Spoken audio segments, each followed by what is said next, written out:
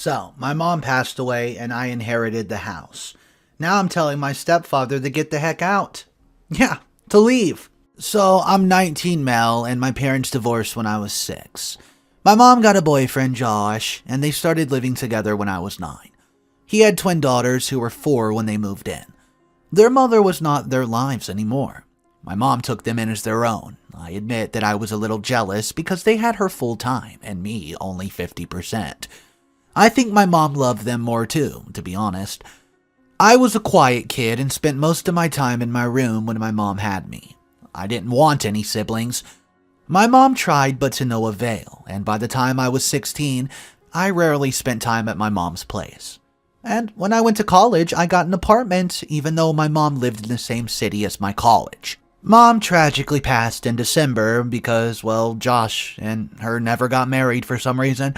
I inherited everything, including her house. I allowed Josh and the kids to still live there, of course. I paid half the bills as he's struggling because of low-paying jobs. Well, my lease ends in December, and I decided to move into the house after. I sat down with Josh and told him I was moving in January. Since this is my house, I'll take the bedroom and he'll have to move to my old room. He started crying how the bedroom is his safe space and all my mom's things are there which give him peace. I told him he can move few of her things to my old room. He started crying even more that he doesn't want to abandon their bedroom. I was pretty mad at the moment, so I told him to just get out of the house then, as I don't have the energy to deal with this crap. I've since cooled down, but 3 days later he sent me a message to notify me where they left the keys. Then they've moved out.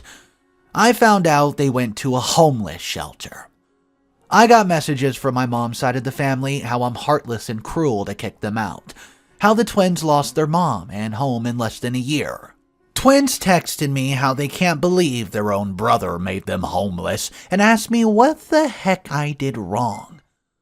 My dad and his family told me I did nothing wrong. I do feel bad for them, but I still think I decide who gets to stay in my house. Am I the a-hole? What's up guys, Mr. Reddito here. I hope you're having a great day. I have an update for you that came out 10 days later from the original post. We're going to hop in that now, but if you're not subscribed to the channel, smash that subscribe button. What are you waiting on? We're going to have more videos every single day, so if that's something you like, subscribe and here's your update. A lot has happened since my first post. We had the first mediation meeting about the lawsuit and we reached an agreement. I'll have to pay 1/4 of the savings my mom left me, which is a lot less than I thought. I met with Josh a day after my post. It went unexpected. I apologized for my hot-headed response. I told him I didn't really mean it and invited him back home. He told me no. He admitted that it was actually very hard for him to live there. He saw my mom every corner that he looked, and it was very hard for him. He took my kicking them out as an opportunity to leave the house without his daughter resenting him. He basically made me a bad man. He apologized for that. He didn't know his daughter called my grandparents and me. When he found out, he confessed to his daughters and my grandparents what he told me. I don't care either way about my grandparents as we have no relationship. How he found out? Well, my dad talked to him before me. My dad wanted to help him, so he called him. He even got Josh 10 free sessions with his good friend, who's a grief therapist. And it's my dad that convinced him to talk to me. My dad is my hero, and in this case, the real master of puppets. LOL. Josh will move in temporarily to my grandparents. I talked to my dad about the money. I decided to give Josh the rest of my mom's savings. He can buy a nice apartment and still have some left over. Josh was very happy and thanked me over and over again. Well, I did it for the peace of mind. We probably won't have much of a relationship moving forward. For me, this is the chapter of my life that I'm closing. I'll probably sell the house after my graduation from college. It has no sentimental meaning to me. Well, that's it. Hope there'll be no need for any more updates. Thank you for listening. Okay guys, so a lot of the comments on this one is talking about why the Josh boyfriend wasn't married since they were together for so long, or why he wasn't put into the will. Let's read a couple comments based on that. This one is a similar situation that says, My parents are not married to this day either, but my dad sat my brother and mom down a couple years ago and laid out his entire trust, who gets what and how his estate's set up so that we all know.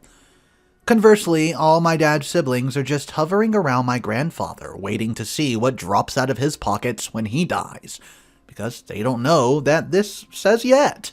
Oh, and none of them are subtle or nice about it. They talk about him dying all the time. Well, guys, that's a crazy situation. If you have any inheritance drama you want to share, drop it down below in the comment section, and we'll turn our attention to story number 2. Am I the a-hole for letting my brother call me dad and refusing to tell him the ugly, messy truth? I'm well aware that this story sounds extremely hard to believe and fake. I'm well aware that there will be many crap post comments below.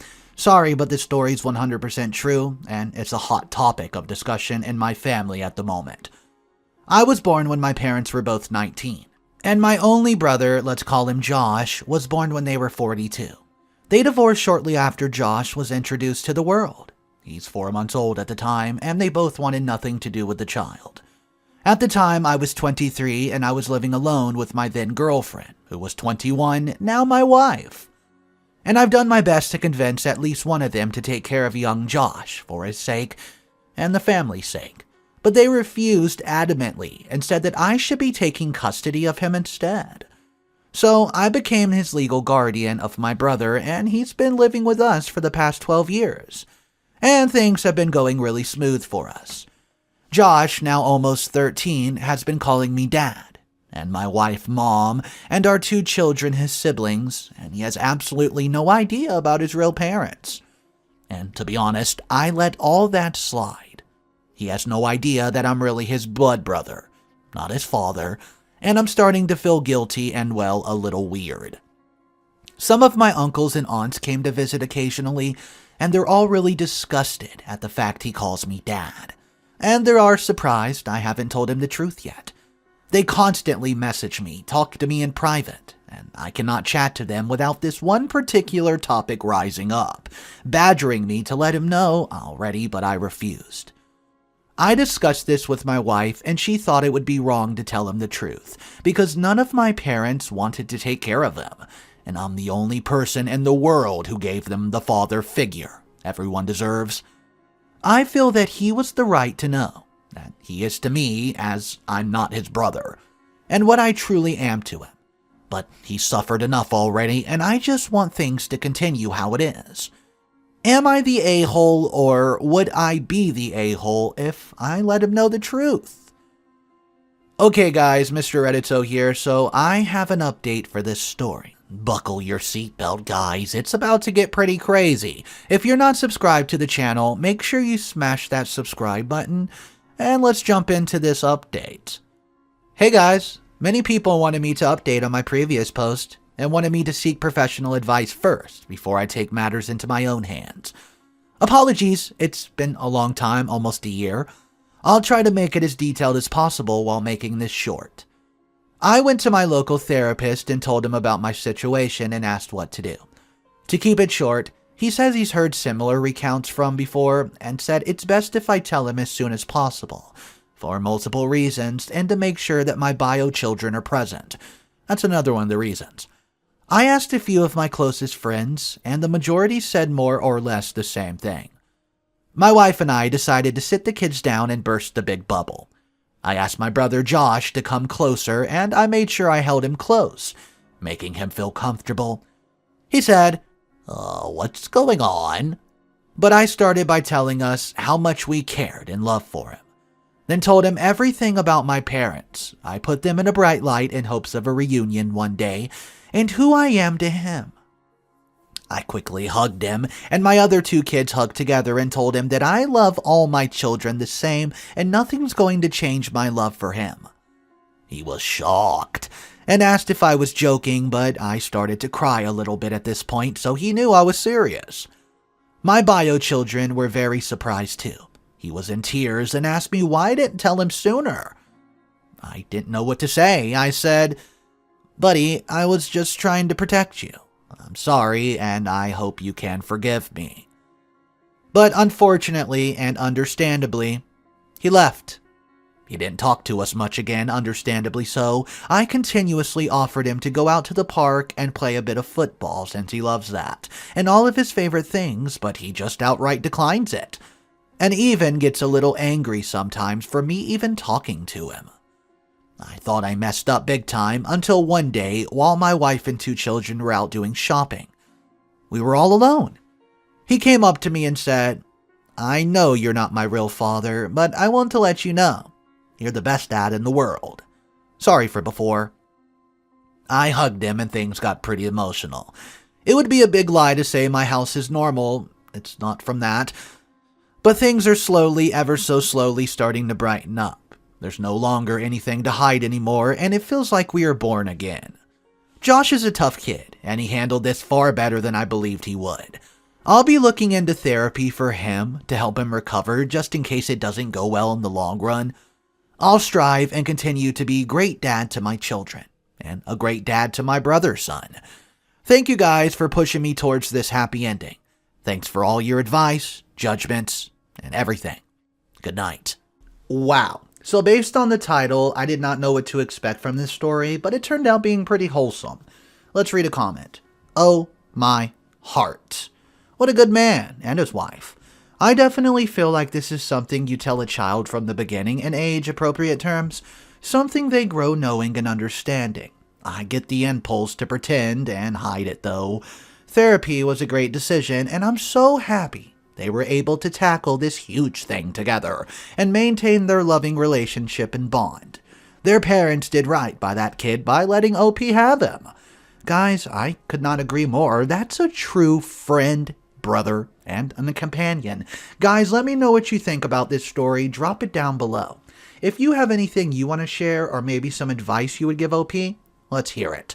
The third and final story is titled, Boyfriend Tries to Defraud a Dental Practice. Well, and OP starts to notice all these red flags. So, recently my boyfriend got some dental trays for his teeth done. Molds for your teeth, which can be used to put product in to whiten your teeth. He's done this before, but lost his last set of trays, so went somewhere new to get some new trays. My boyfriend told me that when going to pick up his dental trays, the receptionist just gave him the trays without asking for the payment. He then took the trays and left, knowing he had not paid for them. The receptionist called shortly after he left and explained that a mistake was made, and could he please either come back and pay for the trays or pay over the phone.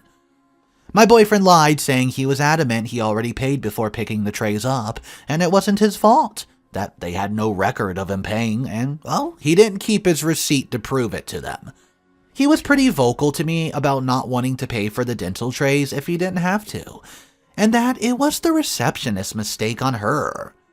What sparked our argument about this was a car journey where he answered the phone to the manager of the dental practice, who was following up the call with the receptionist. My boyfriend continued with his lie that he already paid and it's not his problem that they could not prove it. Now, something about witnessing him lie so easily to this man really bothered me. And it bothered me that he didn't care if the receptionist may get into serious trouble or even lose her job over this mistake, or that he wasn't losing out by paying as we would have paid for the product in normal circumstances. After the call, which did not reach any resolution, I told him that was very uncomfortable for me to hear and witness, and he's a bad person for lying like that, when he knows full well it was likely an honest mistake by the receptionist, and he's got a product he didn't pay for. My boyfriend's now giving me the silent treatment and seems really hurt that I called him a bad person. He says most people would avoid paying for something if they didn't have to. So, am I the a-hole and should I apologize? Let me know in the comments, guys. What's up, Mr. Reddito here. So, there's one update for this story, and it came out just about a week after the first post. Well, we're about to see exactly what this girlfriend was thinking about doing. Hey guys, I spoke to the manager of the dental place. I explained that my boyfriend had been open to me about not paying and that he doesn't plan to. The manager said a letter was already on the way demanding the payment, and if boyfriend fails to pay, then court proceedings will begin. He was thankful I called and knew it was their mistake, but was surprised by my boyfriend's attempt to argue with him. that's a good result for now. I didn't plan on telling my boyfriend as I wanted to end it. There's been too many red flags, so I decided I couldn't even fully trust him. And I didn't want to add fuel to the fire. But before I got to the end of our relationship in person, I learned another painful lesson. Recently, my boyfriend's laptop broke. This was fine as it was old and he can't work from home anyways. He sells cars. So he used mine. Earlier this week, I'm on my laptop working and go check my personal emails, except my boyfriend's email was still logged in when I opened the webpage. I go to log out, but saw the most recent 30-ish emails were all from the same person. A girl. This was weird, as who emails like that to converse anymore? I know it was an invasion of privacy, but I clicked onto the emails. I deducted this was a girl from his workplace. They were emailing because her mobile phone was broken, and emailing him from her work email during the day was an easy way for them to still talk. The emails, they were flirtatious, to say the least. They mentioned dates they've been on, and he'd clearly been to her house. They spent lunch breaks together, and she thought he was single. The more I read, the more enraged I became. What if I've never clicked this email? After considering where I could bury him, I decided to remain calm. I called my manager to tell her what I just learned. She's super cool and said to take the afternoon off, then I called an emergency locksmith. And I packed up my boyfriend's stuff. He alternates between staying at mine and his mom's place. All except his PS5 I bought for his 25th birthday last month. When this purge of my boyfriend gets from my life, I'll text him this. I know about us, Sarah. Our relationship's over. Your things are on the doorstep. You must transfer me the money for XYZ. Please don't ever contact me again. Then, I blocked him on everything. A little while later, there's a knocking at my door as he's pleading to be let in to talk about it. I can see him but stay silent where he can't see me. He was on his knees crying, begging, pleading for me not to leave him. Whether they were crocodile tears or not, my heart ached. After some time, he left with his stuff. I felt relief and had a good cry too, but I doubt that it'll last. I'll hear from him. I feel heartbroken. I feel stupid. An enormous thank you to all those who said his behavior was revealing of his character, what he's capable of. I'll apply the same vigilance to future partners. I know this is a dodge bullet, but it hurts like hell. Yeah, that was a lot of red flags to deal with. He was just so nonchalantly lying right in front of his girlfriend and just expected her to understand. Let's read a comment that's a similar situation. It says, "It's the little things. That much I realized in dating. I dated a great girl on first impression. However, she was okay with her best friend having an affair while dating a dude for 2 years. I voiced my concerns and she shrugged it off. I was not comfortable with it. However, I did not know anyone who knew her boyfriend's boyfriend to pass on the news, so I couldn't do it myself either. Well, as anyone guessed, she ended up cheating on me too. Sucked, but I only saw her for 3 months after that. I blocked her on everything. She tried following me back on Instagram, but I removed her. It truly is the little things and how they react to certain situations, even external ones. Now, I know how to gauge a person. OP, I hope you learn the same lesson. Let me know your similar situation stories in your relationships, if this has happened to you or something similar. Thank you so much for tuning in, guys. Don't forget to subscribe. Have a wonderful day, and remember, it's cool to be kind.